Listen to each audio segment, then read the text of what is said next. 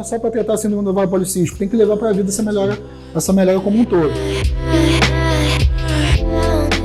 O padrão alimentar associado a uma mudança do estilo de vida com atividade física, isso para mim é o mais efetivo no tratamento da síndrome do ovário policístico. E a gente tem que saber que essa síndrome acomete aí 8% das mulheres em idade fértil. De 100 mulheres, praticamente 8 aí vão ter síndrome do ovário policístico, que é bastante gente. Então vamos lá, a primeira coisa que a gente tem que saber é o seguinte: síndrome do ovário policístico não é a mesma coisa de ter cisto no ovário. Síndrome, eu já falei em outros vídeos, eu acho, né? Mas quer dizer o quê? Conjunto de sinais e sintomas. Então, para ser uma síndrome, tem que preencher um critério diagnóstico. Da onde que surge? Cara, não tem da onde que surge. São fatores genéticos, tem fatores ambientais também que ajudam, né? Mas não tem muita explicação da onde que surge isso, né? Senão seria fácil até achar uma cura. E não existe isso, existe realmente um tratamento. Mulheres que têm uma SOP aí não tratadas, né, maltratadas, têm 4 vezes mais chance de ficar hipertensa do que uma mulher que faz um tratamento adequado, ou mulheres que não têm SOP. Tem 7 vezes mais chance de ter diabetes. A pessoa que tem síndrome do ovário policístico fica mais propensa a desenvolver doenças cardiovasculares justamente por conta do hiperandrogenismo, que acaba desregulando um pouquinho, né, as lipoproteínas, né, carregadoras de gorduras de fato. Então vamos para o tratamento, né, que é a parte muito importante. Depois de você ouvir tanta coisa que pode desencadear, né, a síndrome do ovário policístico, de cara eu já vou martelar aqui que não existe nenhum medicamento tão efetivo quanto a alteração, né, a mudança do estilo de vida dessa paciente. Então é importante destacar aqui que a dieta tem que entrar muito bem, tem que ter um padrão alimentar muito saudável, alinhado a uma atividade física, né, que é um ponto importantíssimo para a resistência insulínica. Então a gente falou no último vídeo como que o exercício físico tem impacto nessa resistência insulínica por a entrada de glicose independente da ação da insulina. Então isso é um ponto fundamental. E falando um pouco mais da dieta, a gente tem que levar em consideração um padrão mais anti-inflamatório. Acaba sendo um ponto positivo para diminuir aquelas citocinas pró-inflamatórias geradas por uma obesidade. Então um perfil de dieta mais mediterrâneo, que a gente fala, né? Então rico mais em frutas, verduras e legumes com alimentos de baixo índice glicêmico e carga glicêmica. Então no último vídeo a gente falou sobre índice glicêmico, que é a velocidade com que eu vou absorver aquele carboidrato, mas a gente não falou sobre a carga glicêmica. Então a carga glicêmica é a quantidade de carboidrato efetivo que eu vou absorver. Então vou te dar um exemplo. Se eu comer, por exemplo, uma cenoura, a cenoura ela tem um altíssimo índice glicêmico, então ela é absorvida rapidamente para a corrente sanguínea. Só que a carga glicêmica dela é baixa, ou seja, tem pouca quantidade de carboidrato.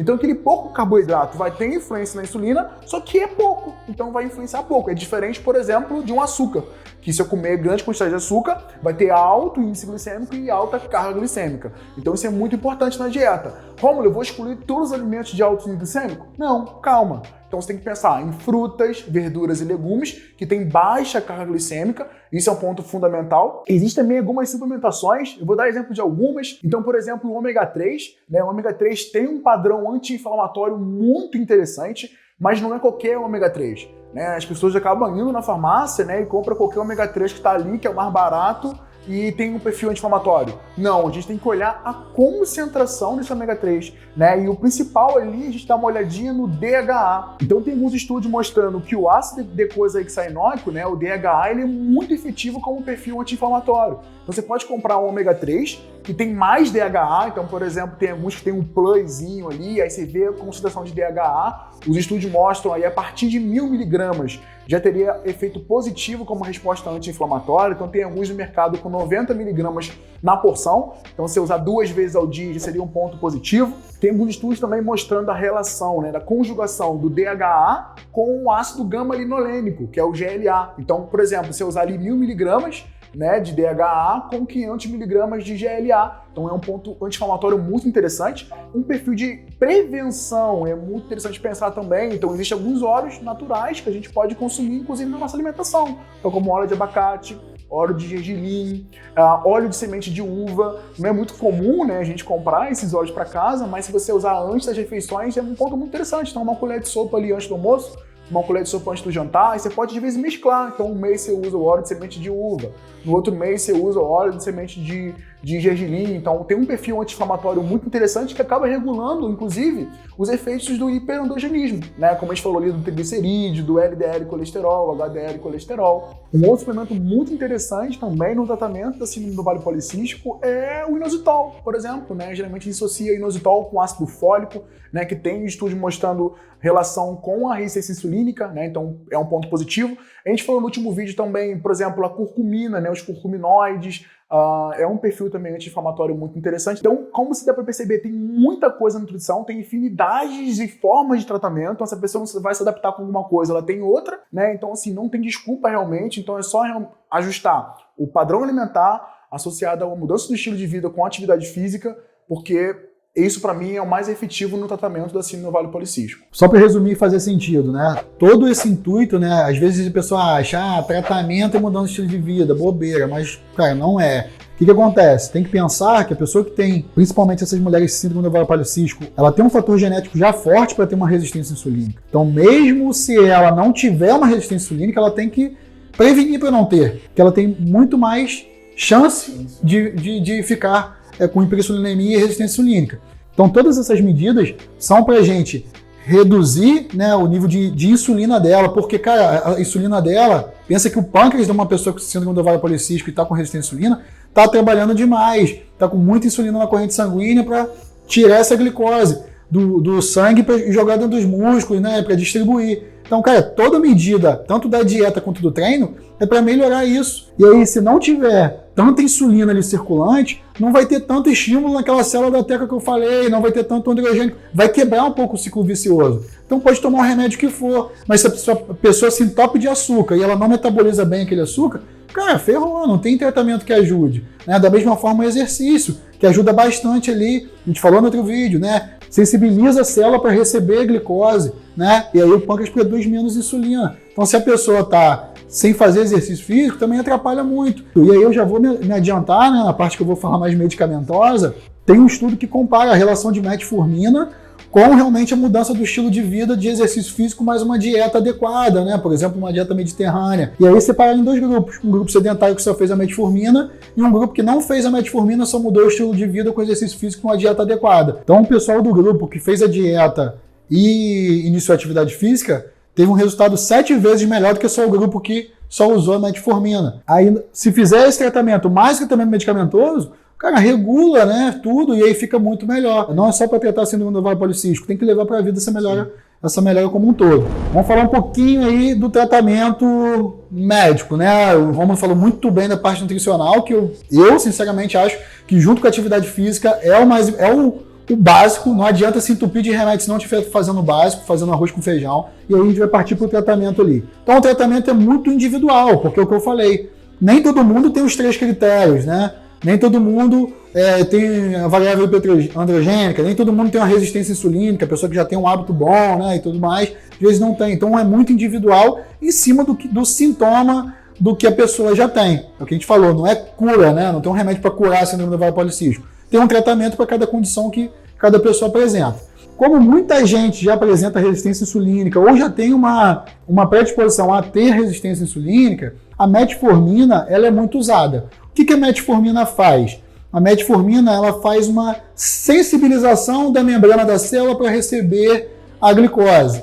Teoricamente, o exercício físico já faz isso muito bem, principalmente exercício físico resistido, né? Só que a metformina acaba potencializando também, fazendo esse mesmo efeito. E acaba ajudando muito, por todo aquele ciclo vicioso que o aumento da insulina faz. Então, uma sensibilidade à glicose, menos insulina vai precisar o pâncreas fazer, e aí realmente melhora todo aquele ciclo vicioso de ficar fazendo mais insulina, mais hormônio masculino. Uma coisa interessante também é que a gente já vê isso nem é muito novo não, isso já é antigo, né? Tem muitos estudos já falando, com a metformina e a sensibilidade da insulina, reduz um pouco esses hormônios androgênicos, né?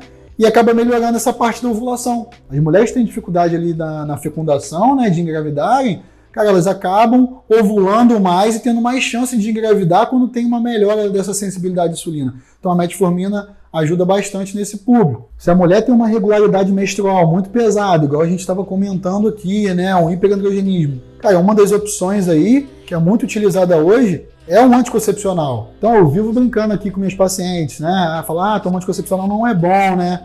Muita mulher que vem com essa parte assim para a parte esportiva, de desempenho, fala assim, anticoncepcional é um veneno. Cara, não, é aquilo ali, a medicação é a mesma sempre. O que muda é a individualidade de quem vai utilizá-la. Para a síndrome do ovário policístico, a mulher que tem essas condições que eu falei, o anticoncepcional vai ajudar. Por quê? Ela aumenta esse HBG vai reduzir os hormônios androgênicos, a mulher não tem muito hormônio androgênico. Então, cara, ela reduzir isso aí vai ser legal para ela. Menos hormônio androgênico, às vezes vai reduzir a resistência insulínica dela. Uma coisa importante de falar do anticoncepcional que a gente tem que ficar atento é o seguinte, alguns anticoncepcionais têm progestinas que têm ação androgênica. Por exemplo, levonorgestrel, cara, tem no DIU. O DIU de Mirena, por exemplo, tem o levonorgestrel. É uma progestina que pode ter ação androgênica e piorar essa mulher. Por quê? Porque ela já tem muito hormônio androgênico. Então não faz muito sentido usar por conta disso. Agora, tem algumas progestinas, por exemplo, o acetato de ciproterona, que tem ação antiandrogênica, então vai ajudar ali, já por ser, né, ter essa ação anticoncepcional, agindo no ovário, aumentando esse HBG, mas ela também tem ação antiandrogênica, ela compete ali nos receptores androgênicos, não deixando o hormônio androgênico da mulher atuar. Então é uma situação legal. Outra coisa também importante é por acabar com aquele ciclo que eu falei, lembra? Que a pessoa não menstruava, regular, aí foi aquele estímulozinho da estrona, né? Quando você faz o uso do anticoncepcional, você acaba que regula, né? Não é que regula, você usa ali o anticoncepcional, dá aquela pausa, menstrua, ou tem gente que usa contínuo, enfim, você não está com só um hormônio atuando ali em prevalência e fazendo hiperplasia do endométrio, você acaba fazendo uma proteção desse endométrio ali, porque tem alguma combinação de estradiol com progestina, né, no teu anticoncepcional. Então isso é mais um fator aí também protetor. Então viu quanta ação o anticoncepcional tem de interessante quando bem utilizado, lógico, em quem tem a síndrome do ovário policístico, essa variável hiperandrogênica. Então, para você ver que medicação tem individualidade de cada um.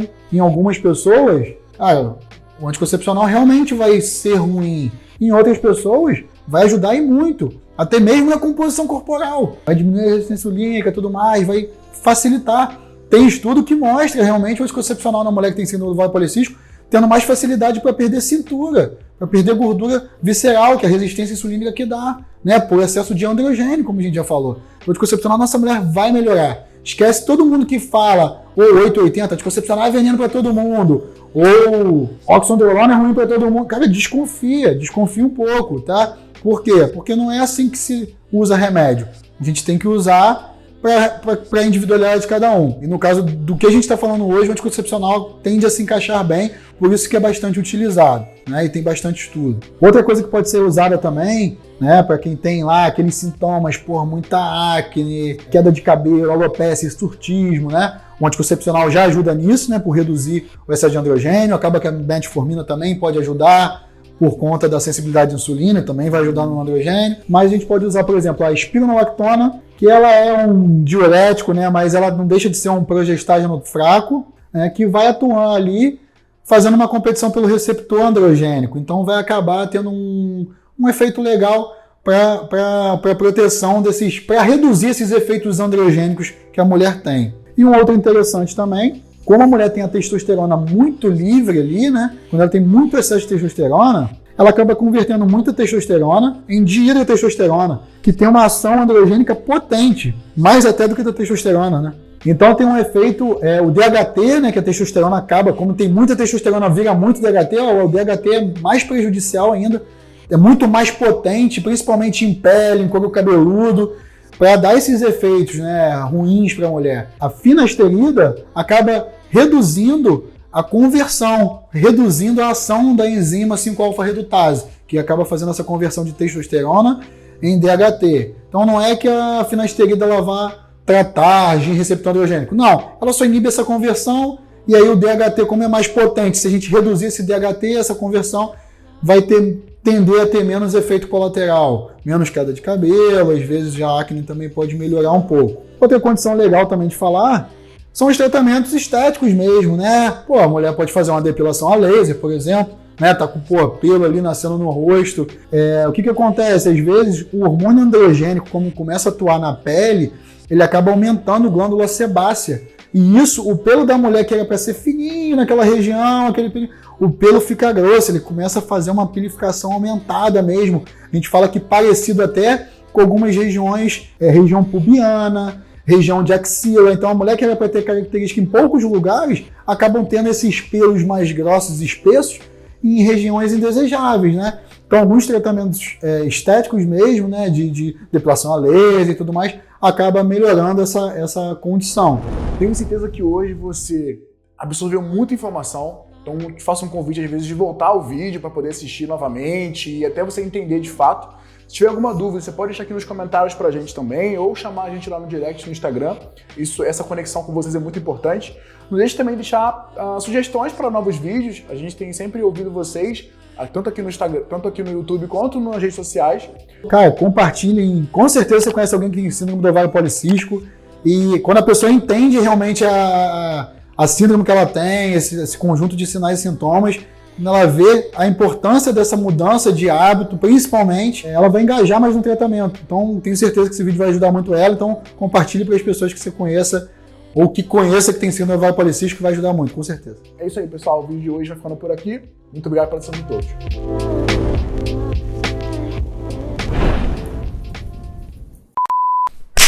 Michael Tilardo!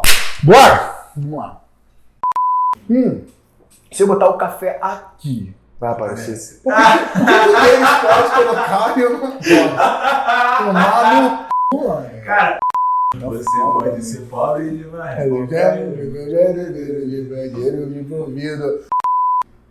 E aí, Danai? Mas... Pô, dá uma coxinha, Luiz. Tá do lado de fora. Não. Ela vai esfriar ali, mano. Não.